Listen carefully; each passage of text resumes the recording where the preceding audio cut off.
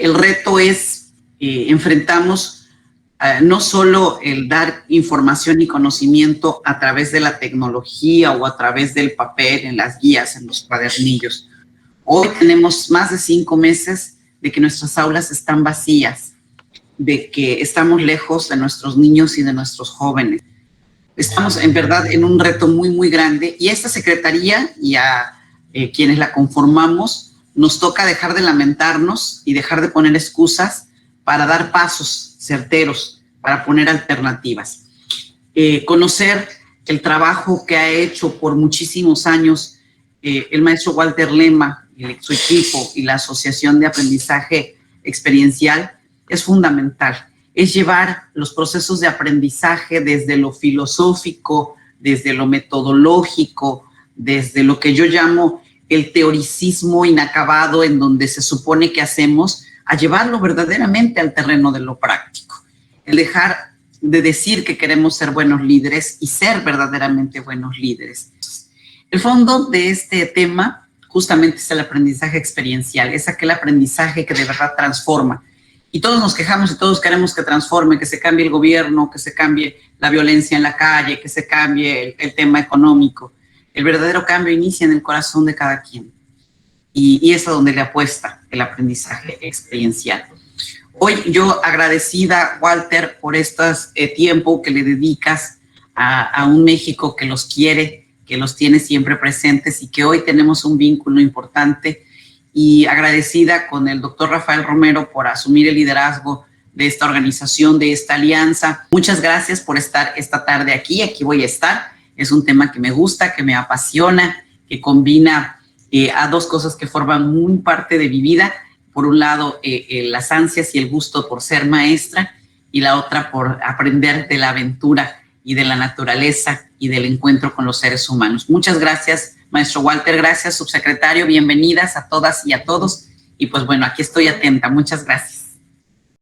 Y antes de presentar ya formalmente a Walter, yo quisiera agradecer de manera muy puntual a todos los líderes que están aquí presentes, a nuestros rectores, rectoras, directores generales de los niveles de educación media superior, a nuestros directores de planteles, de las escuelas formadoras de docentes.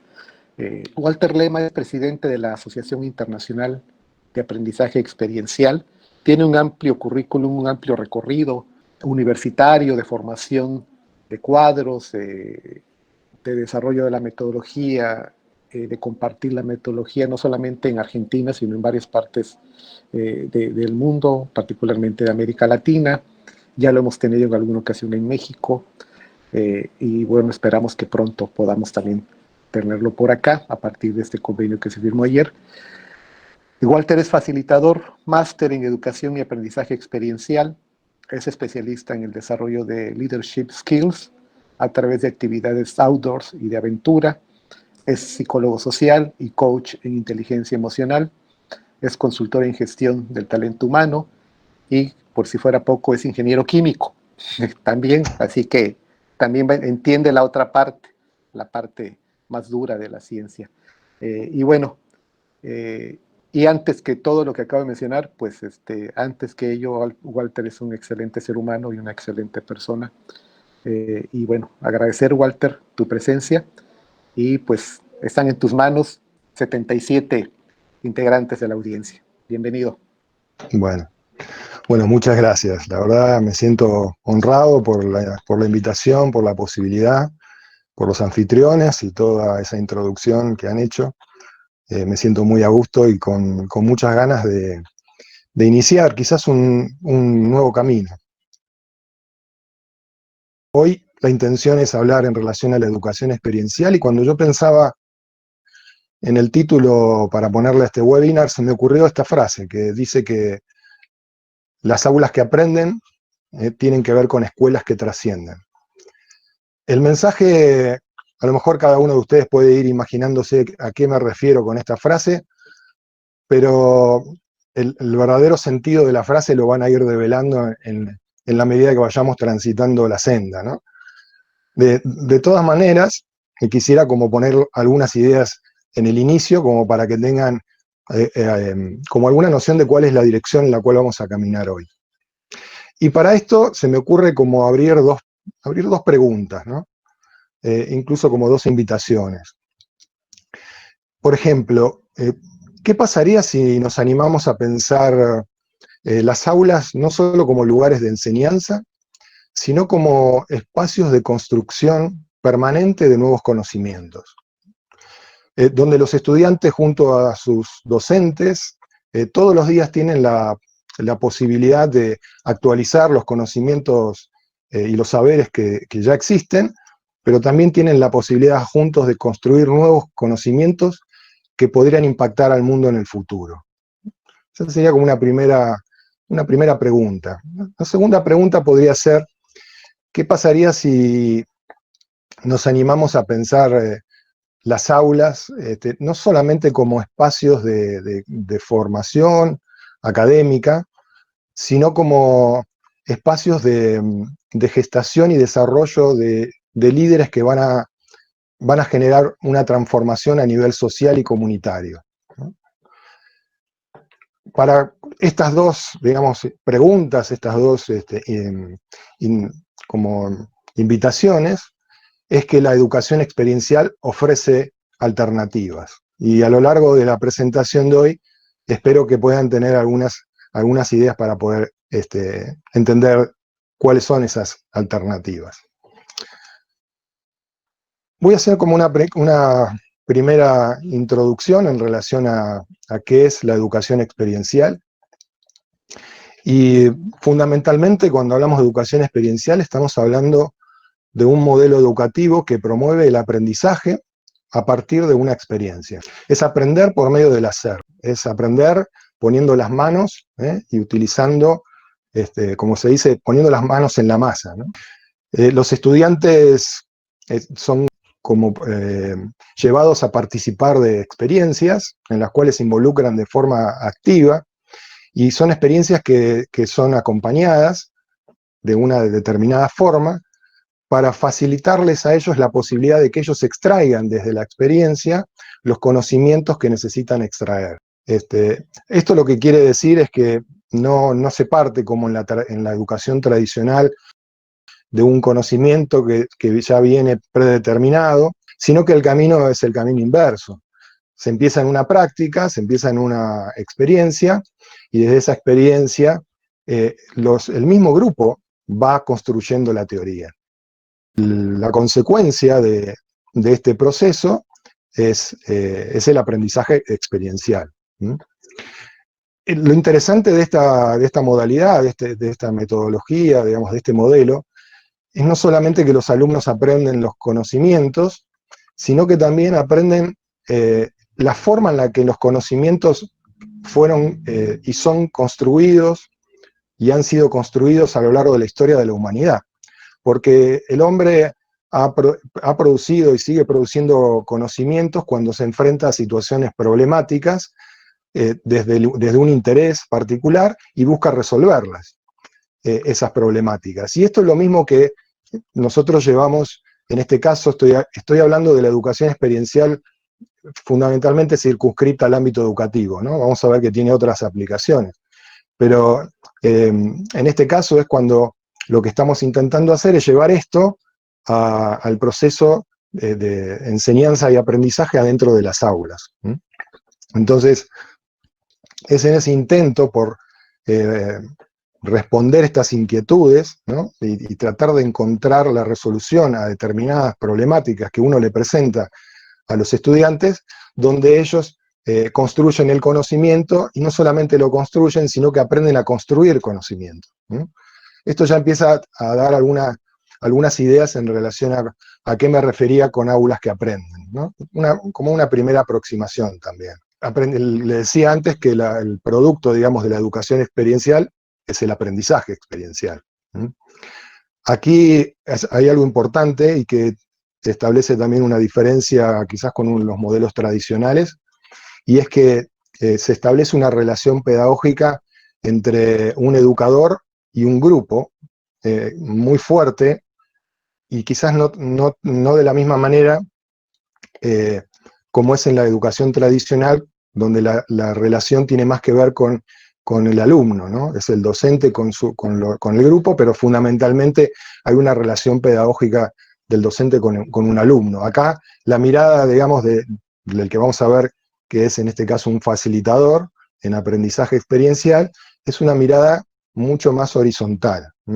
El facilitador necesariamente tiene que tener las competencias para poder hacer lectura de lo que está sucediendo a nivel grupal, porque el conocimiento del que hablaba se construye a partir de las interacciones grupales. ¿Por qué puede ser interesante pensar en una educación experiencial o hacer este paso, o sea, hacer este salto, digamos, a una educación experiencial?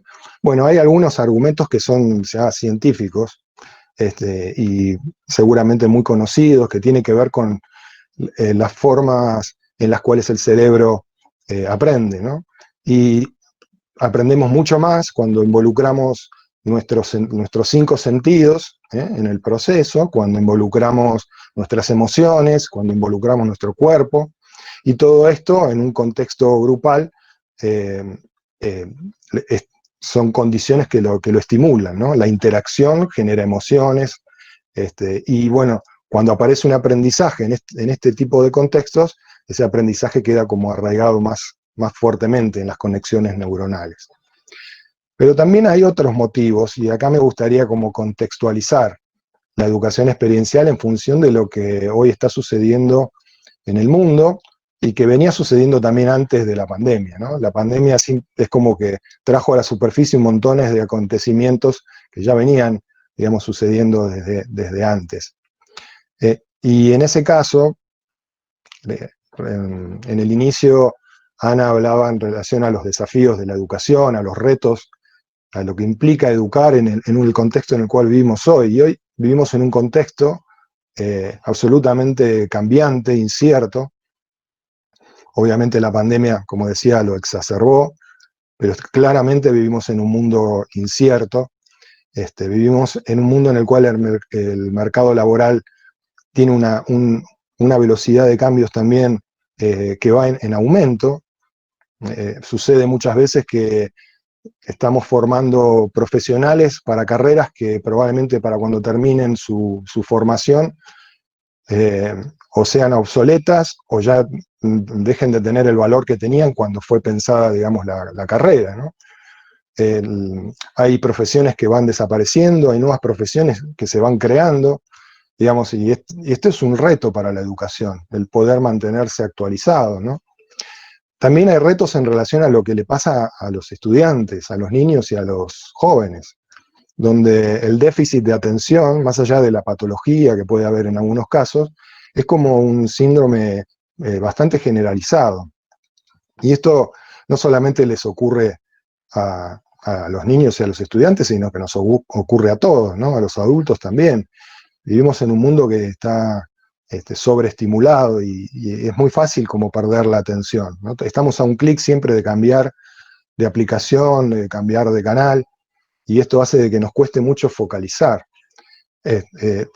También vemos la depresión infantil como en crecimiento, ni hablar la depresión también en la adolescencia, que muchas veces lleva al suicidio y las tasas de suicidio que están en aumento también.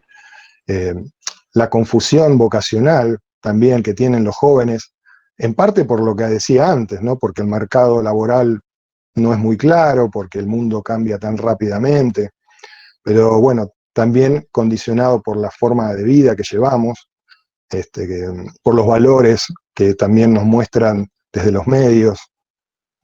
Otras problemáticas que imagino que a lo mejor ustedes convivirán a diario tienen que ver con la violencia, el bullying, digamos, y todas sus manifestaciones.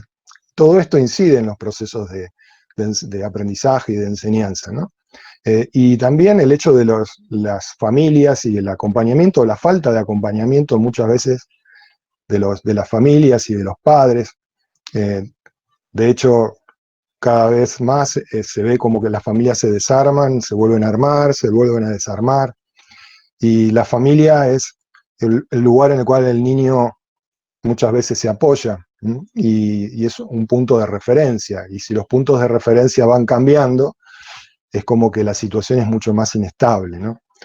Estas son algunas, digamos, de las problemáticas que tienen que ver con lo contextual, y yo las traje, digamos, como en el inicio porque son las problemáticas para las cuales la educación experiencial tiene alternativas, ofrece caminos, por lo menos para atenuar y en algunos casos para resolver algunas de estas problemáticas y facilitar el aprendizaje. Les voy a compartir lo que podría ser la imagen final de la presentación, que tiene que ver con los aportes de la educación experiencial en la educación en general. Lo podría haber dejado para el final, pero me parecía interesante que lo vean en el inicio. No voy a entrar en detalle cuáles son los aportes, simplemente les quiero que lo vean y que después lo vayan relacionando a medida que vamos avanzando, ¿no? Aportes fundamentales de la educación experiencial es que prepara para el cambio y la incertidumbre, ¿no? O sea, está pensado este modelo para trabajar en ese tipo de contextos. Refuerza la automotivación y el compromiso, esto en los estudiantes, pero también en los docentes, no solamente en los estudiantes, ¿no? Favorece la apropiación y retención de los contenidos, estimula muchísimo la creatividad.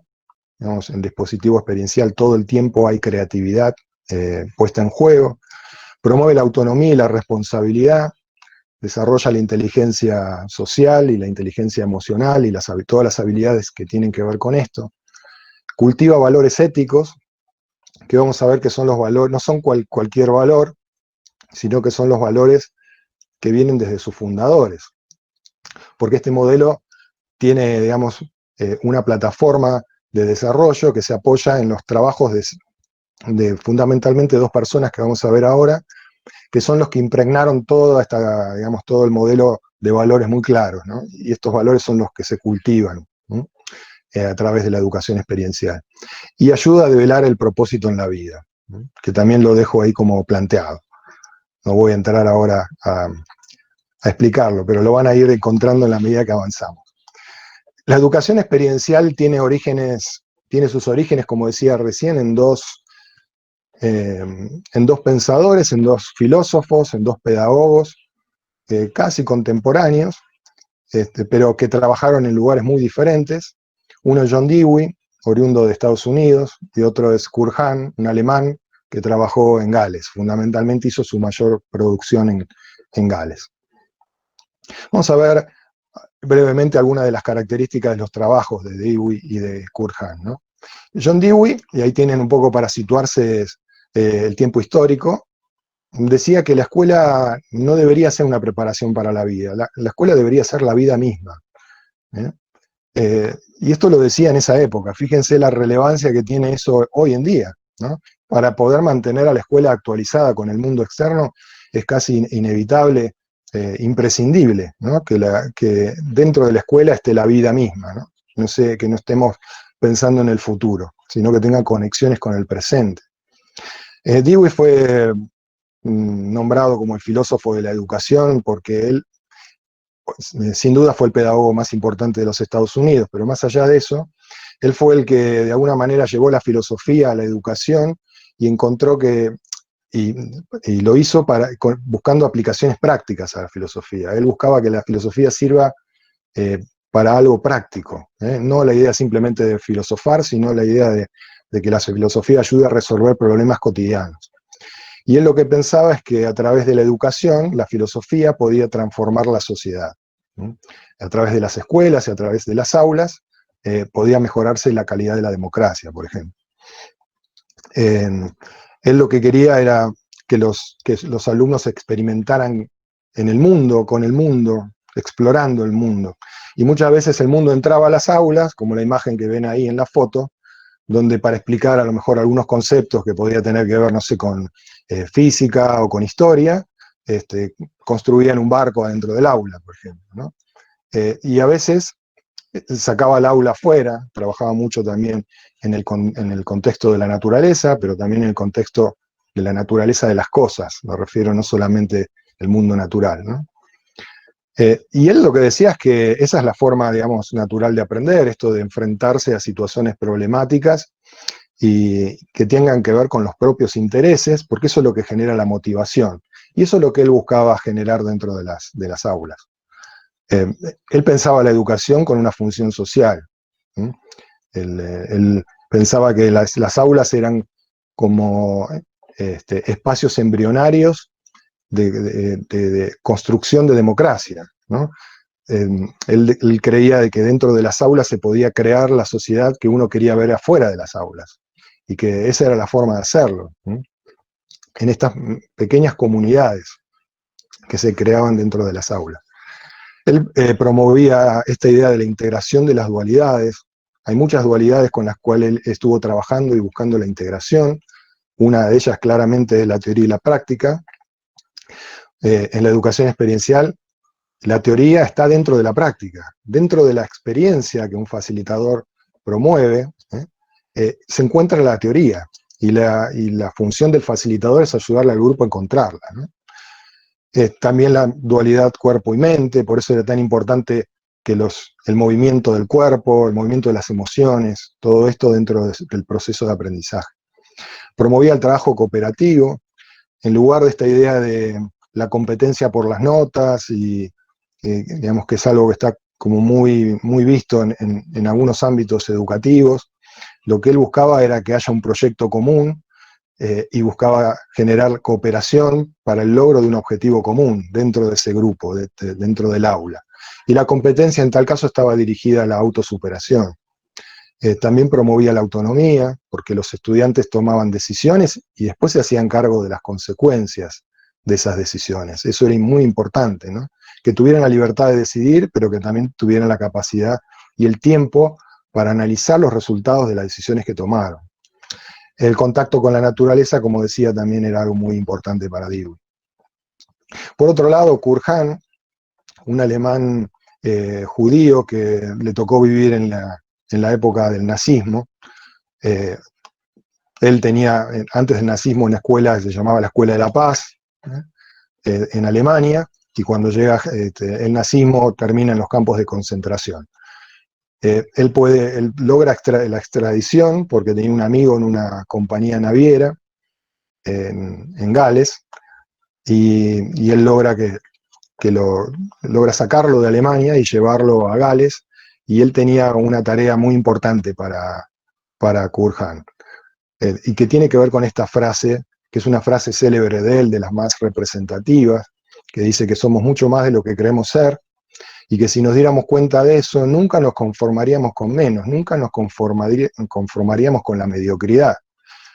Si realmente pudiéramos tomar contacto con todo nuestro potencial, aunque ese potencial todavía no se exprese en el mundo, digamos, en mi mundo externo, sería muy difícil conformarse con lo que hoy soy. Quería que todo eso apareciera. Y eso es lo que él buscaba a través de su programa. El programa de Kurt Hahn, para el cual fue convocado, les cuento así una pequeña historia, ¿no? Digamos, en la época de la Segunda Guerra Mundial, había una compañía naviera, que era la de este amigo que lo había sacado de Alemania, y que esta compañía naviera estaba, la marina mercante, no la marina militar, estaba sufriendo un cambio generacional. Digamos, los viejos marinos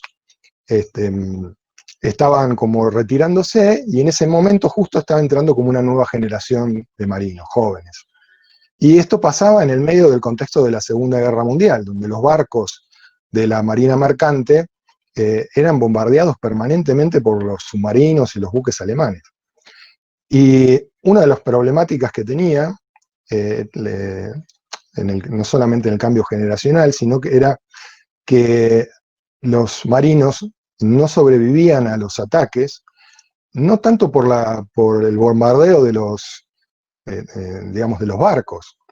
No morían tanto a consecuencia de esos bombardeos, sino que donde había una mayor, digamos, mortalidad era en las balsas de rescate. Cuando saltaban a las balsas de rescate y esperaban a que los vengan a rescatar, esa situación de estar en esas pequeñas comunidades en la balsa eran insostenibles. Digamos, los jóvenes no tenían la fortaleza de carácter ni tenían las competencias para poder sobrellevar una situación tan exigente. Entonces, le pide a Kurt Hahn que desarrolle un programa de entrenamiento para fortalecer el carácter y desarrollar determinadas habilidades que ayuden a estos jóvenes a poder sobrellevar lo que estaban viviendo. Y él crea un programa en ese momento de 30 días para pequeños grupos, que se transformó en una mega organización mundial. Ese programa era un programa en el cual, como se ve en las imágenes, tenía un entrenamiento técnico, en cuerdas, digamos, un entrenamiento físico también. Era muy importante llevar a los jóvenes a expediciones, ¿no? En la montaña también. Y lo que hacían eran trabajos de rescate, donde de alguna manera los llevaban a colaborar y a tratar de desarrollar lo que para él era tan importante, que era la compasión. Sus principales, digamos, valores, o los principales principios detrás del trabajo que hacía, era que él pensaba la experiencia como un medio para lograr algo mucho más trascendente, digamos. El entrenamiento técnico era un medio para desarrollar el carácter y la compasión. Él creía fervientemente en las cualidades innatas, y él había visto que en la guerra es donde estas cualidades aparecían en la escena. Entonces, su programa de entrenamiento está orientado a sacar lo mejor de esos estudiantes, ¿no? Y esta es como la esencia y el espíritu de la educación experiencial, ¿no? El facilitador está como a la búsqueda de detectar cuáles son esos talentos y de encontrar los caminos para que esos talentos aparezcan. Él pensaba en la idea de construir comunidades detrás de una causa común, y obviamente la importancia del contacto con la naturaleza, digamos. En el caso de Kurhan, era 100% en contacto con la naturaleza, y ese programa que él inició en 1940 fue el inicio de lo que hoy podemos ver como los programas de team building, los programas de outdoor training, todos los programas que las organizaciones normalmente utilizan para entrenar a sus equipos de trabajo, ¿no? ¿Qué tenían en común? Bueno, muchas cosas, algunas ya quizás las han podido conectar. En los dos casos, buscaban el promover aprendizaje significativo a través de una experiencia,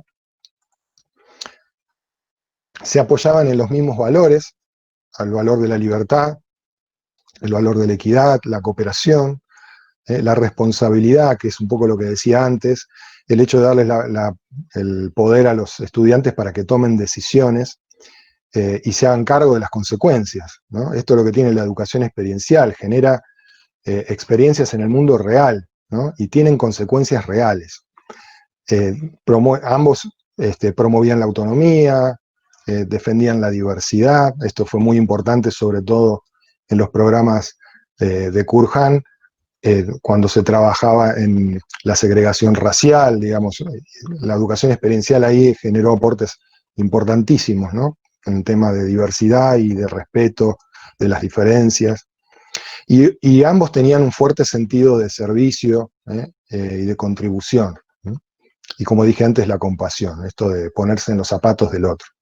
Y ambos veían a la educación con una función social. No era simplemente, la escuela no era simplemente un lugar de conocimiento, sino que era un lugar de formación integral del ser, de la persona. Rápidamente, para mostrarles que hubo otros pensadores que alimentaron, ¿no?, estas raíces de la educación experiencial. Tenemos a Paulo Freire, sobre todo en lo que tiene que ver con reforzar este sentido de contribución social y de equidad, a Kurt Lewin, con todos los conceptos de liderazgo, e incluso lo tenemos a Platón, allá lejos, ¿no?, en algún tiempo lejano,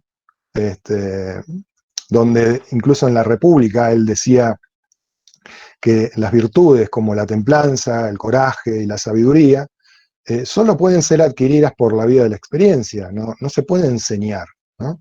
Esto es interesante. Yo he trabajado mucho en escuelas y he entrado en algunas instituciones educativas donde les importaba mucho todo lo que tiene que ver con la convivencia, y tenían una materia que se llamaba convivencia, ¿no? Y bueno, intentaban hacerlo de la mejor manera que podían, pero la forma en la que lo abordaban era estudiando textos de lo que implica la convivencia sana, ¿no? Y era como estudiar otras materias, o sea, era como, repetían como la misma mecánica. Y en este caso la convivencia no se puede aprender, digamos, de un libro, de un texto o de lo que me dicen. Tengo que involucrarme, tengo que vivir y tengo que aprender de esa interacción. Es netamente experiencial. Todo esto terminó en, digamos, en una cabeza que fue la de David Cole, que es un psicólogo social egresado de Harvard, que lo que hizo es ordenar todo esto, lo puso en una metodología, lo ordenó, digamos, estructuralmente, y a partir de que apareció esa metodología, aparecieron múltiples aplicaciones de la educación experiencial, y ahí tienen algunos ejemplos, ¿no? Tenemos educación experiencial en organizaciones, en el turismo experiencial, en el ámbito deportivo, y se siguen ampliando permanentemente las aplicaciones.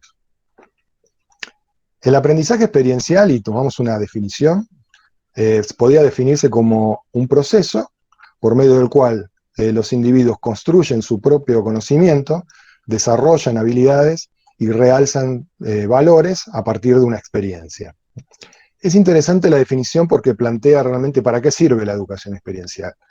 Y sirve fundamentalmente para tres propósitos: desarrollar conocimientos, desarrollar habilidades y desarrollar o fortalecer o instituir determinados valores. Y también la definición nos habla de que es un proceso que hay que diseñar, no es algo que sucede en forma inmediata. Cuando hablo de proceso hablo de tiempos, de desarrollo y de espacios, y todo articulado en una secuencia, ¿no? Esa es la forma en la que se trabaja. El aprendizaje experiencial fundamentalmente tiene que ver con dos instancias: una etapa de experiencia, que es lo que va primero, y después una etapa de reflexión crítica de esa experiencia, que la llamamos de procesamiento de la experiencia, que es en el momento en el cual el grupo hace una abstracción de lo que acaba de vivir y empieza a sacar conclusiones y a construir esa teoría.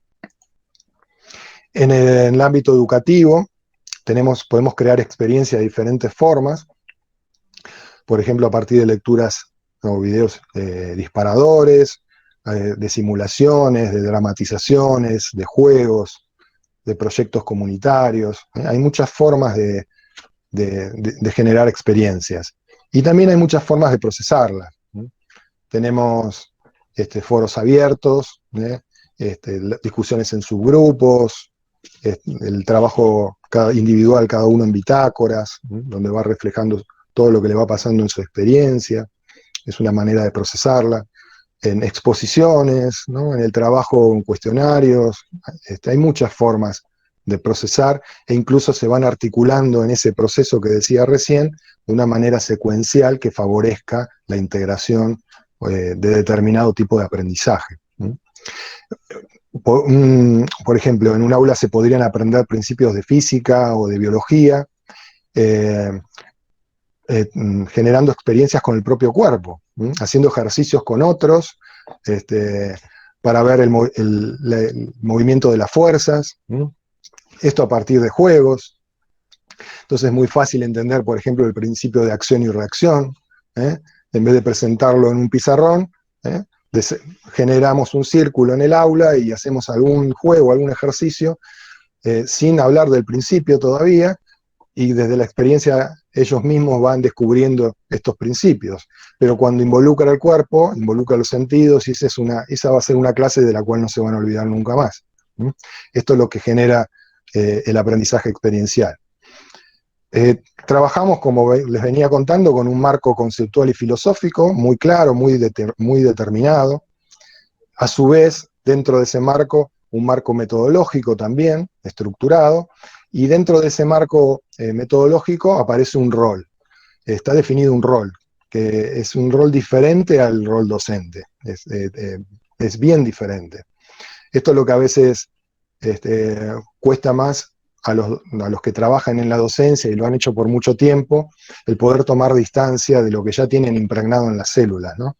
Porque el rol facilitador es como, en algún punto es un cambio de paradigma.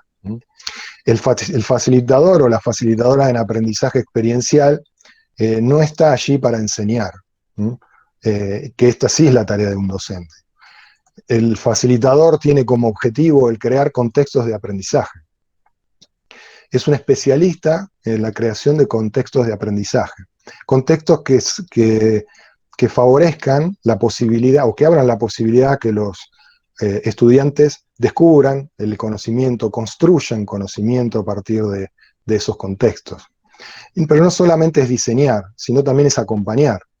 Y en el acompañamiento, mientras va sucediendo la experiencia, es el hecho de estar acompañando y estar interviniendo en los momentos que hay que intervenir para abrir la oportunidad para que ellos puedan ahí extraer un aprendizaje significativo. Las intervenciones del facilitador son intervenciones como muy escuetas, ¿no? Porque el facilitador no está ahí para enseñar, sino que está ahí para aprender, y esto también ya me voy conectando con la frase con la cual nombré el webinar, porque en esa experiencia uno como facilitador puede tener una idea de un conocimiento, porque lo hemos aprendido de alguna manera, en alguna experiencia también, pero el grupo puede darle una vuelta a ese mismo conocimiento y encontrar una nueva perspectiva del mismo conocimiento. Y es algo que yo no conocía, y es algo que aprendo con ellos. O sea, el facilitador aprende con los estudiantes, ¿no? Y él es un guía para promover esa construcción. Por eso también les decía en la primera pregunta, ¿no? ¿Qué pasaría si en un aula todos los días estuviera la posibilidad de construir un nuevo conocimiento? Y esto es realmente lo que ocurre cuando un facilitador acompaña a un grupo dentro de este modelo, ¿no? Vamos a ver cuáles son las diferencias, 10 diferencias entre lo que es el rol docente y el rol facilitador. Ambos cumplen una función educadora, pero los roles son diferentes. En esto quisiera decirles y me adelanto porque lo voy a volver a tomar en un ratito, la forma de empezar a integrar el modelo experiencial dentro de un modelo tradicional es a partir de la complementariedad. Un educador puede trabajar en determinados momentos dentro de un marco de educación tradicional, o como educador, como docente, y puede tener espacios en los cuales va a trabajar con un dispositivo experiencial y cumplir el rol que tiene que ver con ese dispositivo, con ese encuadre, que es el rol facilitador. Es muy importante para ese educador poder sacarse una camiseta y ponerse la otra, para lo cual tiene que haber hecho las distinciones primero. A veces lo que sucede cuando los docentes participan de nuestro programa de formación es que es muy difícil tomar distancia de algo que ha estado impregnado durante mucho tiempo, ¿no? Y automáticamente aparece como esta idea de que no, pero yo ya soy facilitador o facilitadora, esto es lo que hago todos los días en el aula. Y en realidad en algunos aspectos es cierto, porque habrá docentes que comparten esos valores que mencionaba antes, ¿no? O porque les interesa, digamos, ir más allá del conocimiento, de lo cognitivo, y les interesa conectarse emocionalmente también con su aula y con sus alumnos. Pero el paradigma del cual se formaron y el paradigma que tiene que ver con el sistema no permite que uno pueda tomar esa distancia, salvo de que se decida hacerlo, ¿no? Salvo de que la institución educativa decida, bueno, vamos a desarrollar un programa para integrar la educación experiencial, y entonces hay un acompañamiento, digamos, externo que puede ayudar a tomar esa distancia necesaria para poder diferenciar un rol del otro. Vamos a ver cuáles son estas 10 diferencias. Y estoy hablando de modelos, digamos, de educadores en arquetipos puros, ¿no? El primero es que el enfoque, digamos, del facilitador en educación experiencial es un enfoque hacia el aprendizaje, más que hacia la enseñanza o hacia los productos o la currícula. Es muy importante para el facilitador estar atento a los procesos, ¿no?, que producen los conocimientos. Porque a veces incluso los productos no son los que uno esperaba, aparecen nuevos productos, porque aparecen nuevos conocimientos. Y si esos conocimientos son pertinentes, espectacular, ¿no? Bienvenido sea, porque ahí se creó una nueva idea, una nueva visión, a lo mejor de lo mismo, y eso es muy valioso. Otra diferencia es que en el caso del facilitador es como un requisito el poder trabajar también en el plano emocional, además del intelectual, porque las emociones son, digamos, como la llave que abren la puerta del aprendizaje experiencial. La emoción, primero que es uno de los recursos más importantes que usamos los facilitadores para poder hacer lectura de lo que le está pasando al grupo. Es esta resonancia de mi mundo emocional cuando estoy en un grupo, y empezar a hacer lectura de mi resonancia, la que me permite de alguna manera empezar a conectar con lo que le está pasando al grupo emocionalmente. Yo a veces no lo veo en el grupo, pero lo puedo percibir en mi propio cuerpo, haciendo lectura de las emociones que a mí me están generando este momento con este grupo, ¿no? Es como una herramienta de trabajo, la lectura de mi mundo emocional.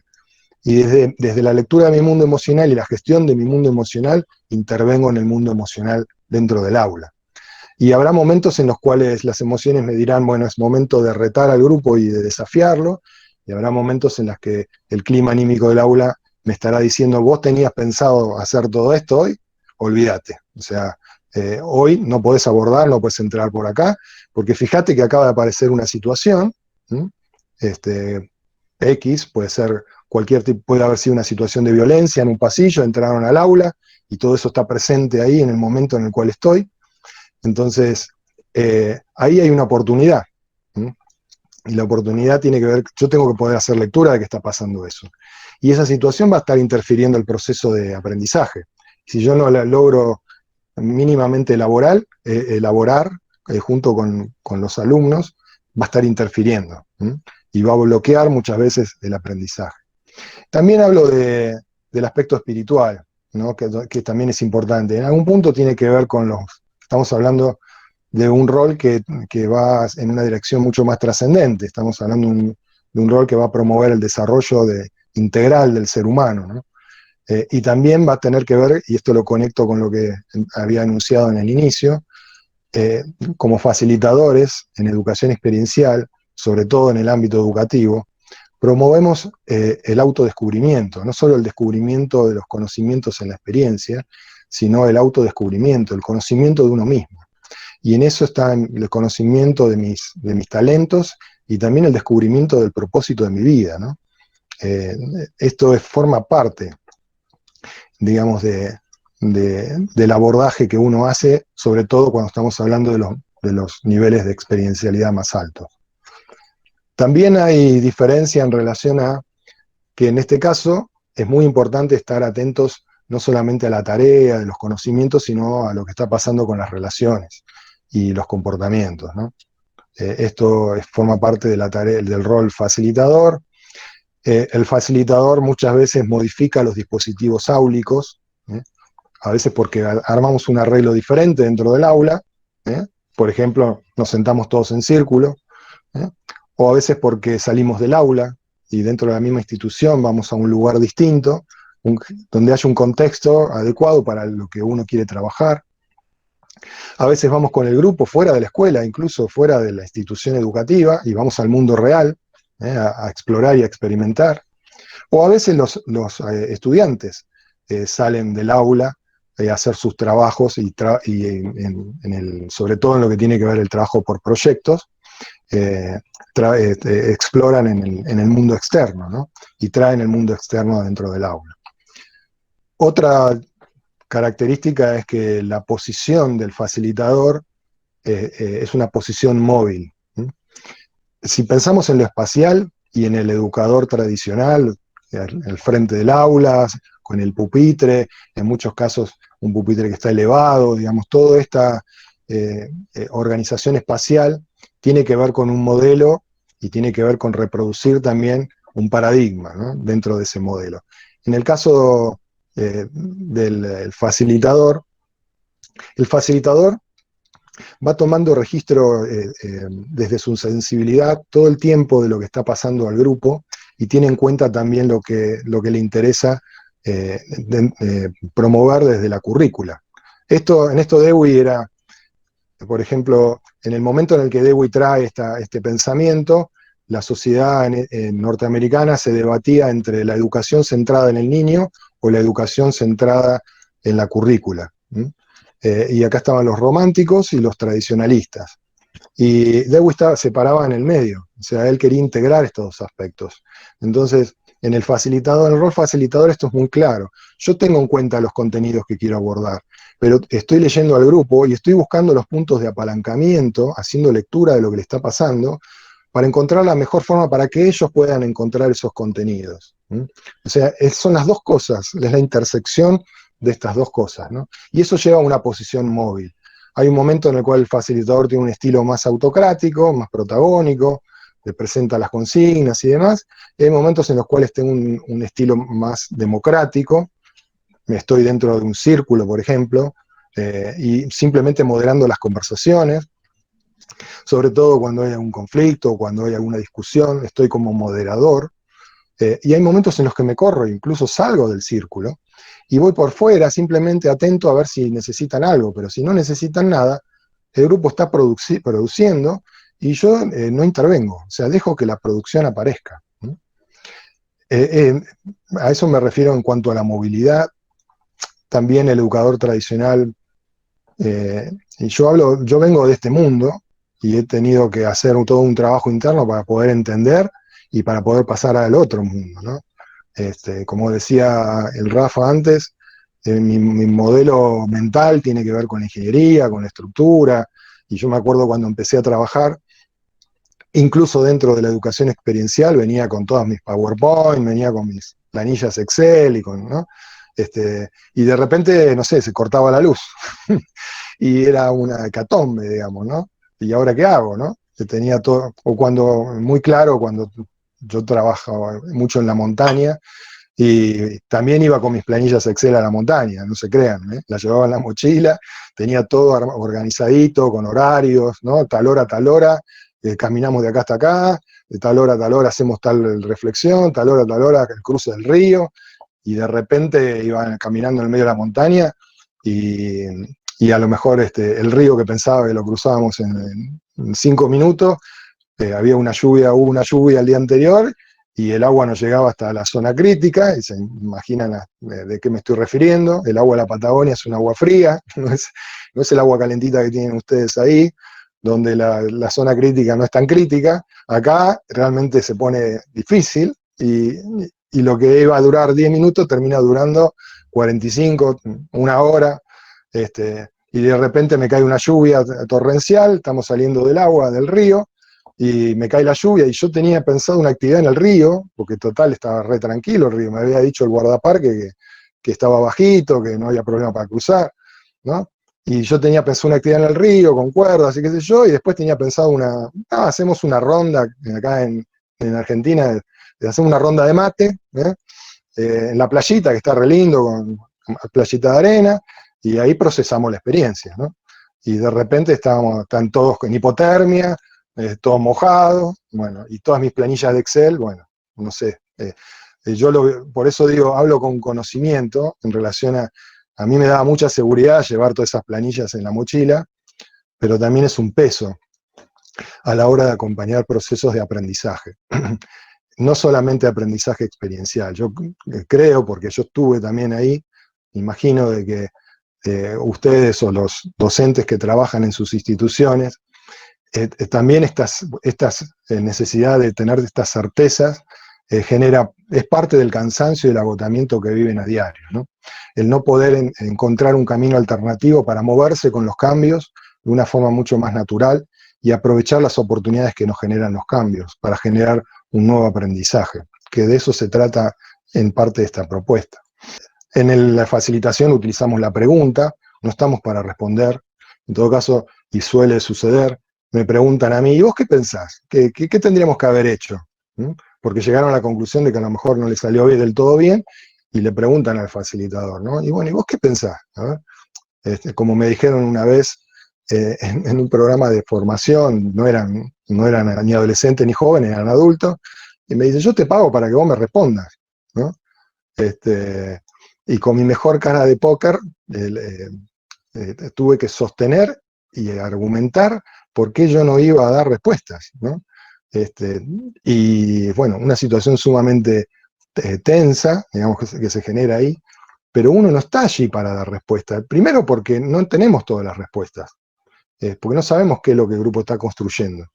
Entonces, en todo caso, lo mejor es devolverlo con una pregunta, ¿no? Si me preguntan a mí, bueno, pero ¿ustedes qué piensan? ¿Otros qué piensan? ¿Cuál sería la forma de resolver esto? ¿Mm? O sea, no, evitar la tentación de tener que dar la respuesta, ¿no? Que esto, por eso decía esto para los que venimos de la docencia, es bastante difícil, porque uno está como, tiene esta gimnasia, ¿no? Y acá hay como que morderse la lengua muchas veces. Porque si, perdón, que insista con esto, porque si doy la respuesta, cerré el aprendizaje experiencial. ¿Mm? O sea, si quiero sostener el aprendizaje experiencial, tengo que mantener la incógnita hasta que ellos la encuentren. ¿Mm?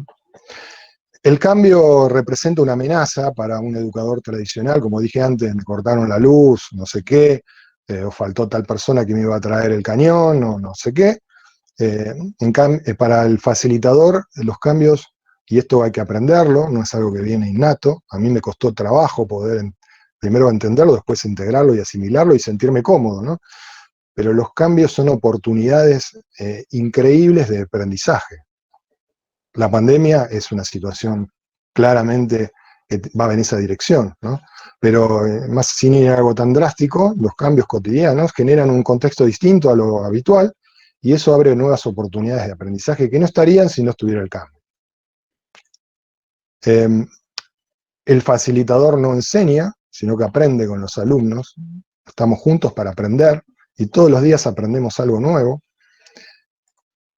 Y en definitiva, ejercemos influencias en el ser, en la persona en su totalidad, no solamente en el saber. ¿Mm? Los modelos les decía que son absolutamente complementarios, porque la educación tradicional permite abordar muchos contenidos en muy poco tiempo. ¿Mm?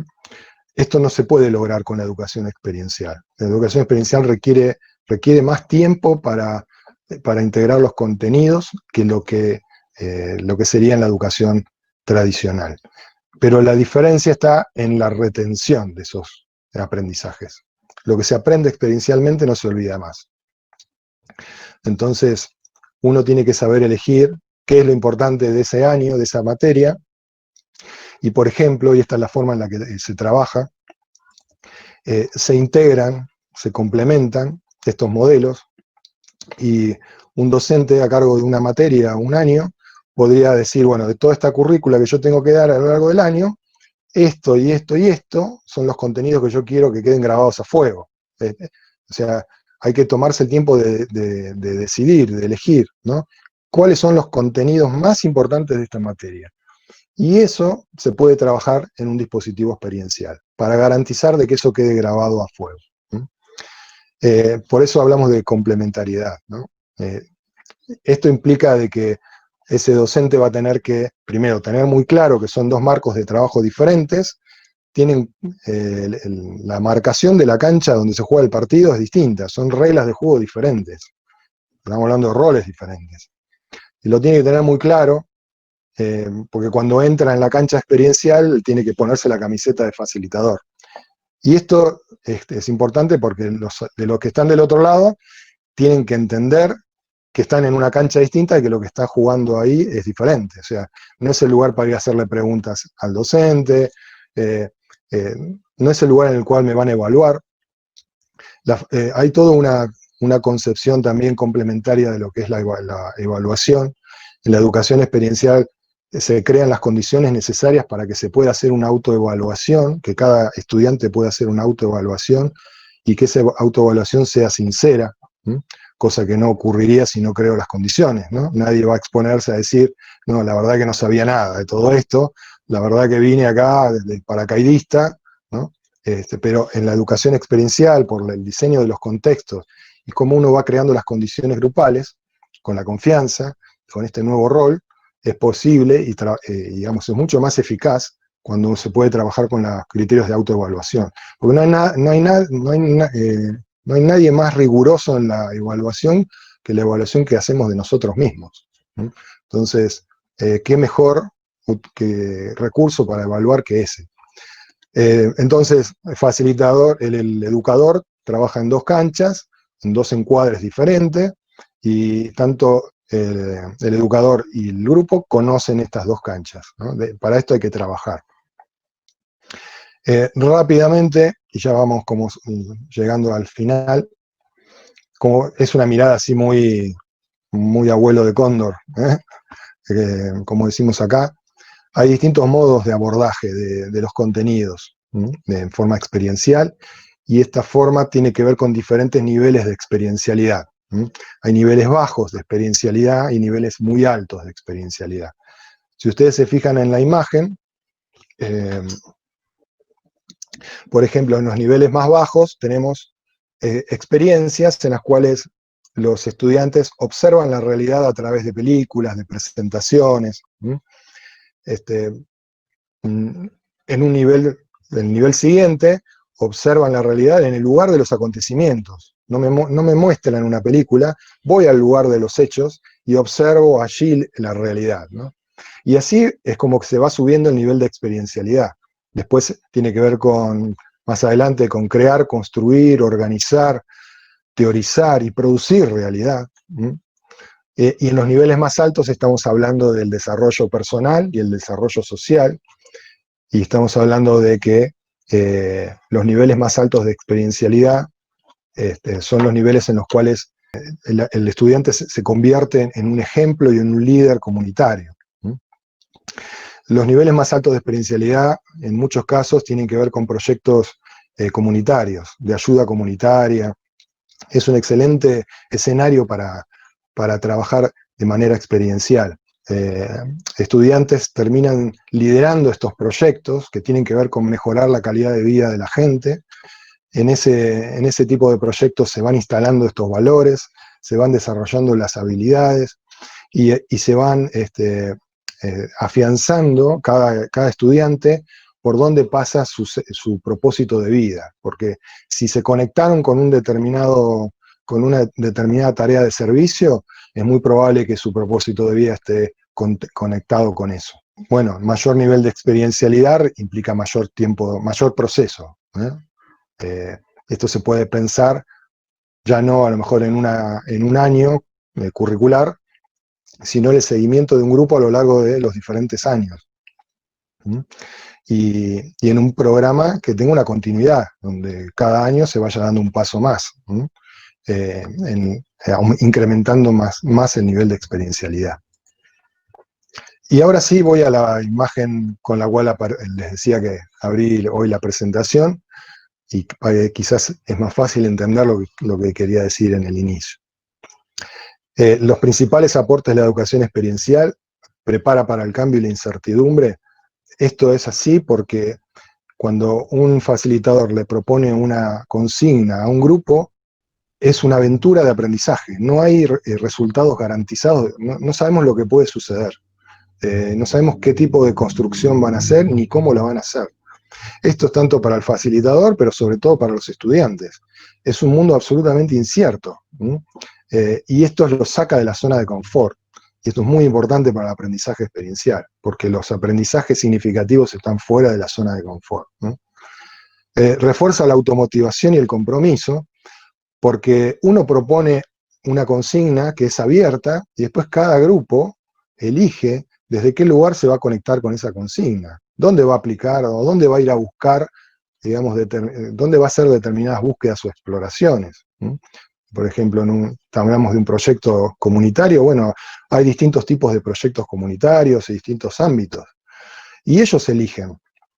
Y si eligieron, ya tienen un compromiso y tienen una motivación con ese proyecto, no se lo propongo yo. Es muy importante en el diseño de contextos el saber elegir las consignas y que sean lo suficientemente abiertas para que ellos tengan la libertad de conectarse y de elegir, y lo suficientemente cerradas para que no queden por fuera los contenidos que uno quiere promover, ¿no? Se favorece la apropiación y la retención, creo que está claro. estimula la creatividad también, porque estamos abriendo, digamos, cuando proponemos una consigna, abrimos el espacio a la creatividad, digamos, y hay que crear el conocimiento, ¿no? Y esto es permanente, digamos, es como una gimnasia. Por eso tiene que ver con el desarrollo de habilidades que hoy son sumamente valoradas, como la innovación. Estamos favoreciendo la innovación permanentemente en cada una de las experiencias que proponemos. Desarrollamos la autonomía y la responsabilidad, sobre todo en esto de que ellos toman las decisiones y después presentan el trabajo y evalúan y se autoevalúan y ven las consecuencias. Uno en ese momento no está allí para evaluar, en todo caso está para ayudar a pensar en relación a por qué les pasó lo que les pasó, qué significa lo que les pasó, cómo pueden mejorar esto en la próxima vez. Nuestro acompañamiento de facilitador tiene más que ver con ese tipo de estrategias que el hecho de decir está bien o está mal, o deberías haber hecho esto, o hacer esto otro, ¿no?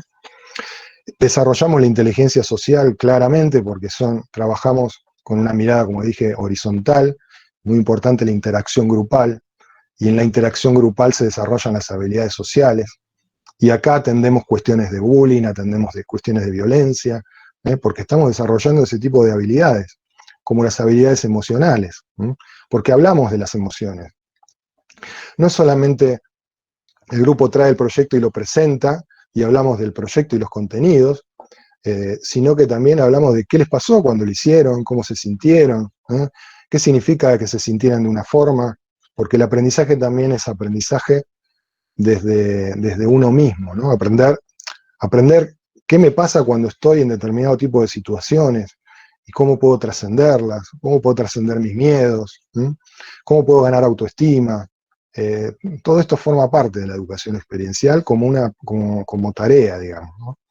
Refuerza valores, y ya lo mencioné antes, y acá está lo que decía de ayuda a develar el propósito de vida, porque en la medida que ellos van entrando en sí mismos y todo el tiempo van sacando de adentro hacia afuera lo que piensan, lo que sienten, lo que les pasa, y van buscando superarse y se conectan con motivaciones y salen al mundo, exploran el mundo y ven las necesidades del mundo y quieren ayudar.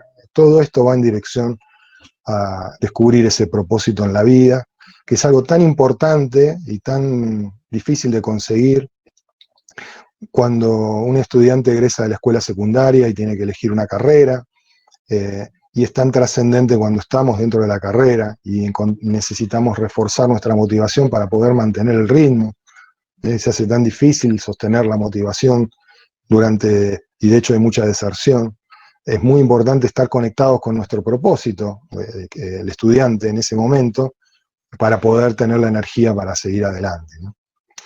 Y cierro con esta frase, que es una frase de la UNESCO, y que dice que un proceso de educación en valores que promueva la responsabilidad de influenciar la comunidad de pertenencia y la dignidad humana en todos los aspectos de la vida necesita del aprendizaje experiencial. Yo no imagino un mejor propósito para la educación que no sea este.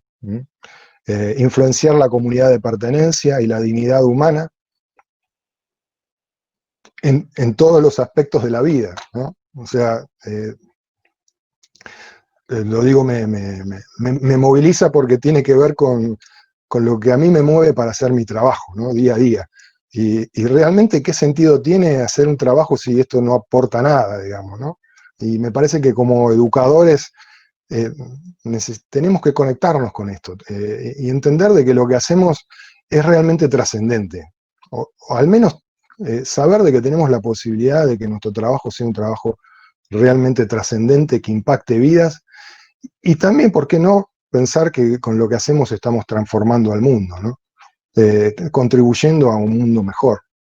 Quiero darle las gracias a los que estuvieron presentes, a los que se mantienen ahí atentos por todo este tiempo. Como decían en el inicio, no es fácil estar atentos, y cada uno en este momento en el cual estamos demandados por todo lo que estamos viviendo con la pandemia, que hayan estado ahí, se los súper agradezco, Ojalá esto haya servido para empezar a abrir como algunos caminos, algunas miradas, y ojalá podamos iniciar algún camino juntos también, ¿no? Que realmente es un sueño que tenemos y que también comparto con Ana y con el Rafa, de que esto sirva para eso también. Quiero decirles, antes de abrir el espacio de interacción y demás, que voy a dejarles un par de archivos para que los compartan después, uno con la presentación y otro con un breve artículo que habla en relación a la educación experiencial, que bueno, espero que les guste y que lo puedan leer después.